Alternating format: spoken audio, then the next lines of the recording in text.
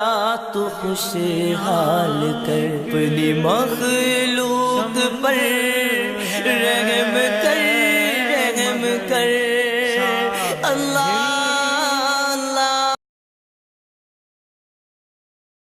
جب ابو لہب مر گیا تو ابو لہب کے مرنے کے بعد ان کے اہل خانہ میں سے کسی نے خواب میں ابو لہب کو دیکھا، پوچھا کہ ماذا لقیتا، تیرے ساتھ کیا بیتی، تیرے ساتھ کیا ہوا؟ تو ابو لہب نے جواب دیا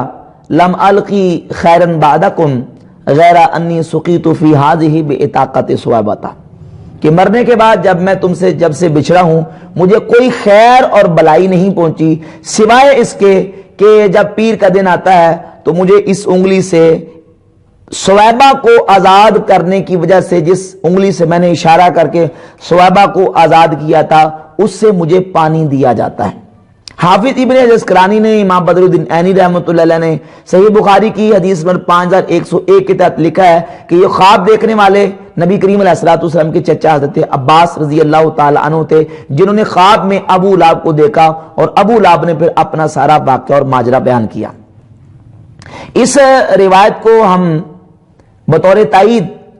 نبی کریم علیہ الصلوۃ والسلام کے میلاد کی خوشی کے حوالے سے پیش کرتے ہیں کہ سرکار دو عالم علیہ الصلوۃ والسلام کے میلاد کی، حضور کی دنیا میں آمد کی خوشی کرنا، یہ ایک ایسا عمل ہے جس پر اللہ رب العزت کسی کافر کو بھی محروم نہیں رکھتا۔ اب پہلی بات تو یہ ہے کہ میلاد شریف کی خوشی کے حوالے سے ہمارے جو دلائل ہیں وہ تو قرآن و سنت سے عمومی دلائل ہیں۔ سورہ یونس میں اللہ رب العزت نے آیت نمبر 58 میں جو ارشاد فرمایا ہے قل بفضل اللہ وبرحمتہ فبذلک فلیفرحوا هو خیر مما یجمعون، اللہ رب العزت کا حکم ہے کہ اللہ کے فضل پر اور اس کی رحمت پر خوشی منانی چاہیے، یہ حکم مطلق ہے۔ تو خوشی کے جتنے انداز ہیں، خوشی کے جتنے طریقے ہیں، اظہار مسرت کے، اظہار خوشی کے، اظہار فرحت کے جتنے طریقے ہیں، قرآن کی اس آیت کی روشنی میں وہ سارے طریقے جائز ہیں، الا وہ طریقے جن سے شریعت نے منع کر دیا۔ اور یہ یاد رکھے عمومات و اطلاقات میں مواضع جو اس مستثنی ہوتے ہیں وہ عمومات و اطلاقات سے خود خارج ہوتے ہیں۔ جس طرح قرآن مجید میں ذکر اللہ کی فضیلت بیان کی گئی، دعا کی مطلقاً فضیلت بیان کی گئی، تو اللہ کا ذکر دعا ہر جگہ پہ جب بھی کریں گے وہ اس کا ثواب ہی ثواب ہے اور وہ جائز ہی جائز ہے، مستحسن ہے۔ ہاں وہ استثنائی مواضع جسے شریعت نے روک دیا ہے ان کو وہ آج خود خارج ہیں، ان کا نام لینے کی ضرورت نہیں ہے۔ تو خوشی کے جتنے بھی انداز ہیں، جتنے بھی طریقے ہیں، قرآن کی اس آیت کی روشنی میں وہ جائز ہیں، سوائے ان طریقوں کے جن طریقوں سے شریعت نے منع کر دیا، وہ طریقے جائز نہیں ہیں۔ تو جب مطلق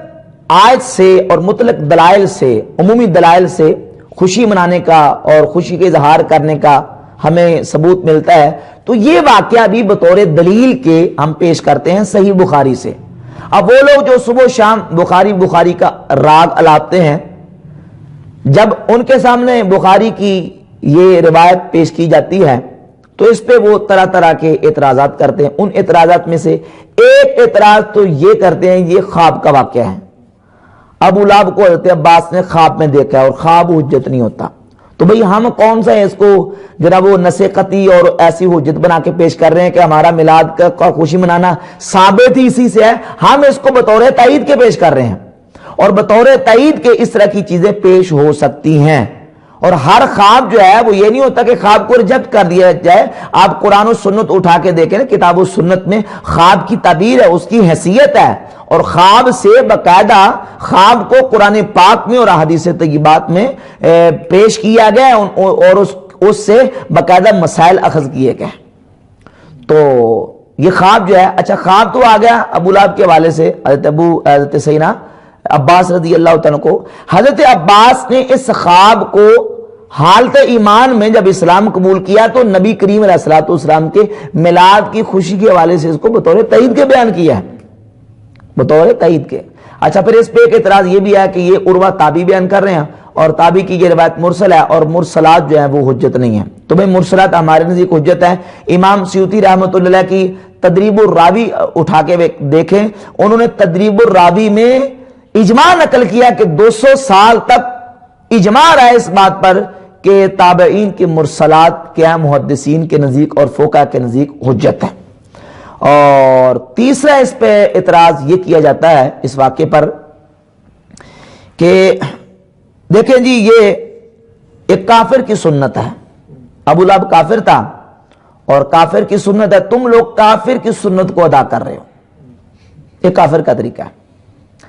تو ہم ان کو تحقیقی جواب یہ پیش کرتے ہیں کہ بھئی یہ کافر کی سنت ہے، کافر کا طریقہ ہے۔ اب ہم نے دیکھنا ہے کہ اس کافر نے جب نبی کریم علیہ الصلوۃ والسلام کی ولادت پر خوشی کرتے ہوئے اپنی لونڈی کو آزاد کر دیا تو اللہ نے اس عمل کی وجہ سے اس کافر کی گرفت کی ہے یا اس کافر کو اس عمل کا فائدہ دیا ہے؟ اگر تو کافر کو اس عمل کی وجہ سے عذاب ہوا ہے یا عذاب میں اضافہ ہوا ہے یا اس کی گرفت یا پکڑ ہوئی ہے تو پھر تمہارا موقف صحیح ہے، اور اگر گرفت اور پکڑ نہیں، عذاب زیادہ نہیں ہوا بلکہ عذاب میں تخفیف ہوئی ہے تو پھر اہل سنت و جماعت کا موقف صحیح ہے۔ تو جب ہم حدیث کو دیکھتے ہیں تو اس سے بالکل واضح ہوتا ہے کہ اس کے عذاب میں تخفیف ہوئی ہے۔ تو اس سے علماء نے یہ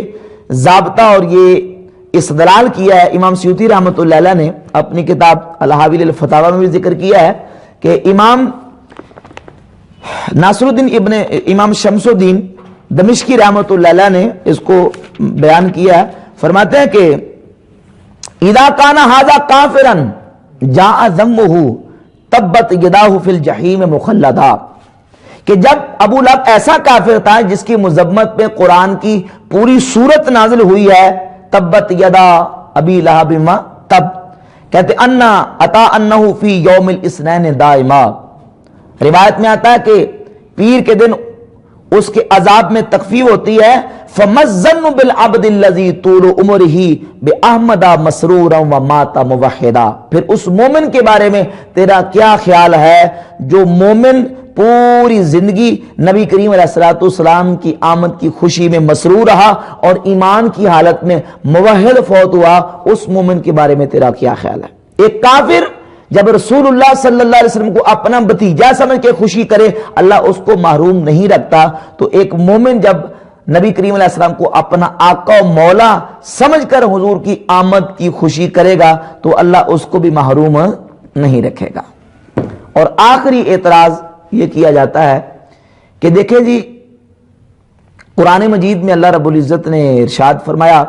فَلَا يُخَفَّفُ عَنْهُمُ الْعَذَابُ وَلَا هُمْ يُنصَرُونَ، کافر کے عذاب میں تخفیف نہیں کی جائے گی اور ان کی مدد بھی نہیں کی جائے گی۔ تو قرآن تو کہتا ہے کہ کافر کے عذاب میں تخفیف نہیں کی جائے گی، اور بخاری کی حدیث نمبر 5101 یہ کہتی ہے کہ ابو لہب کے عذاب میں تخفیف ہوئی ہے، تو یہ تو قرآن کے خلاف ہے۔ تو بھئی تحقیقی جواب اس کا یہ ہے کہ تخفیف عذاب کی دو صورتیں ہیں، ایک ہے تخفیف طول مدت کے اعتبار سے اور ایک ہے تخفیف شدت و کیفیت کے اعتبار سے۔ قرآن کی آیت میں جو حکم دیا گیا ہے، فرمایا گیا ہے کہ عذاب میں تخفیف نہیں ہوگی، اس کا مفہوم احادیث کو سامنے رکھ کے انشاءاللہ میں تفصیل بیان کروں گا،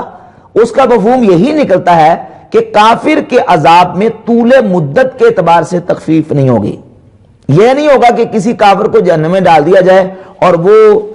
کچھ سال جہنم میں رہ کے جہنم سے نکل آئے، یہ نہیں ہو سکتا، بلکہ ابد الاباد ہمیشہ ہمیشہ کافر جہنم میں رہے گا، کافر جہنم سے نہیں نکالا جائے گا۔ ہاں کیفیت و شدت کے اعتبار سے اس کا کافروں کا عذاب مختلف ہوگا، کسی کافر کو